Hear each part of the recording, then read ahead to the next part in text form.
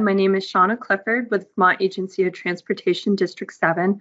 I'm a project manager out of St. Johnsbury, and I have 8 other counterparts around the state.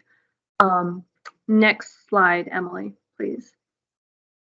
So basically, our focus with VTrans and the towns and spring flooding or flooding in general is to help the towns become prepared. We help with response and recovery, and funding is also a big portion of what we can do. So in preparation, we work with all the towns in our districts very closely. We do annual meetings with the towns, and during those annual meetings, we do a lot of assessments of their infrastructure. We listen to the towns, we find out where their problems are, they'll bring them to our attention. And that's just general interaction that can happen in the spring or all through the year. Another focus point that we have is road erosion inventories, which is part of the municipal roads general permit, where they have to look at different segments of their roads that are hydrologically connected. But this is a great tool to also help assess what they have out there for problems and things that they need to be aware of.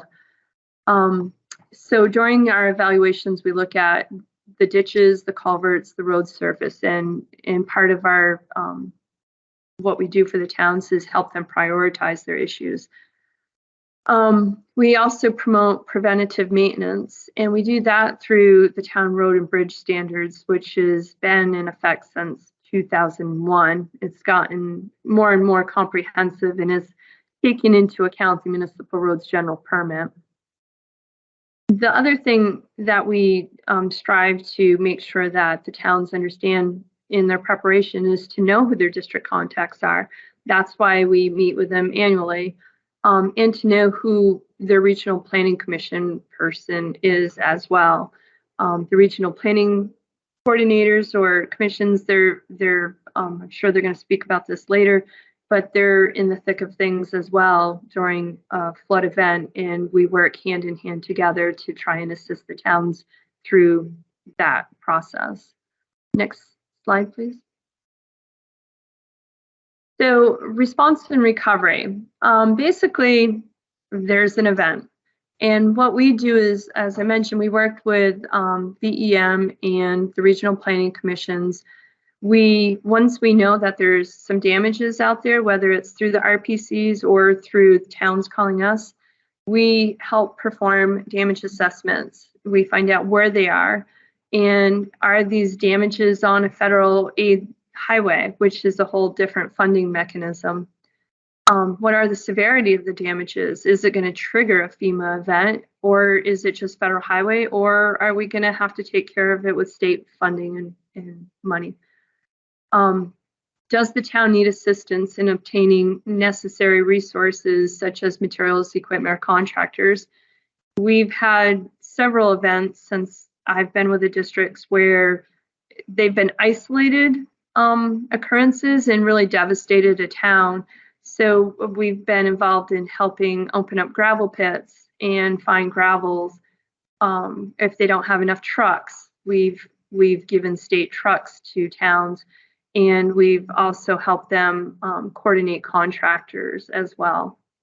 All things that can be very important in a larger event, such as the May 11 storm up in the north of Vermont, or the Irene event, which was primarily southern.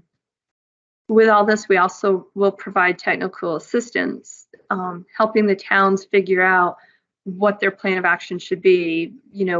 If they should replace the culvert, how big it should be, so on and so forth. We will assist with documentation. Documentation is huge, whether it's through a FEMA event or a federal highway event.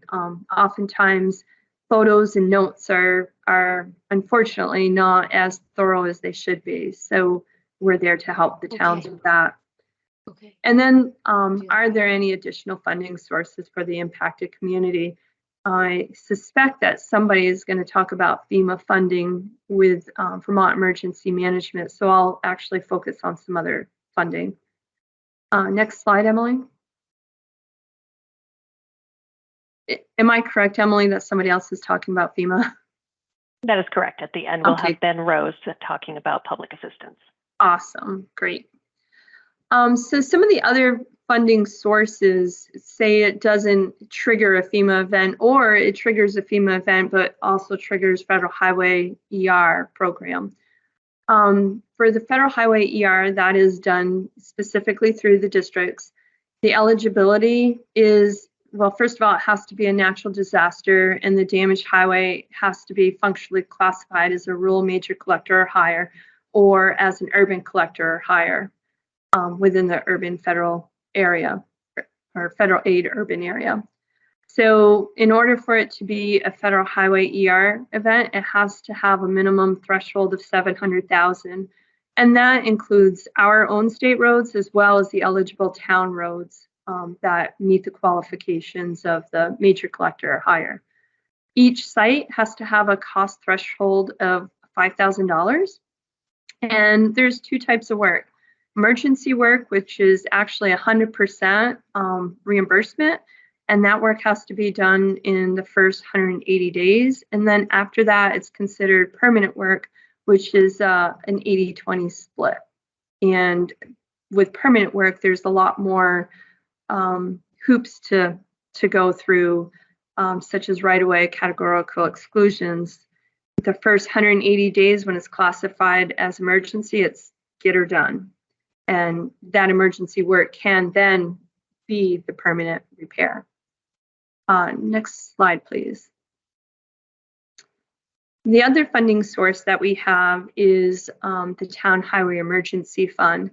So basically, there's either a FEMA event and a site or a town does not get FEMA funding for one reason or another, or there is no FEMA disaster, there is no federal highway disaster, then we will look at the Town Highway Emergency Fund.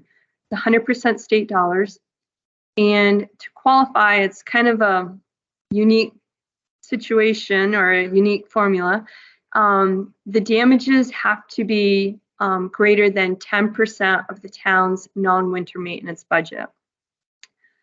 So this is another reason why we do meet with the towns in the spring, is to go over their annual financial plans, get good numbers. So if there was an event that the town had no other help, we would be able to, at our fingertips, see if they were going to meet the deductible or not.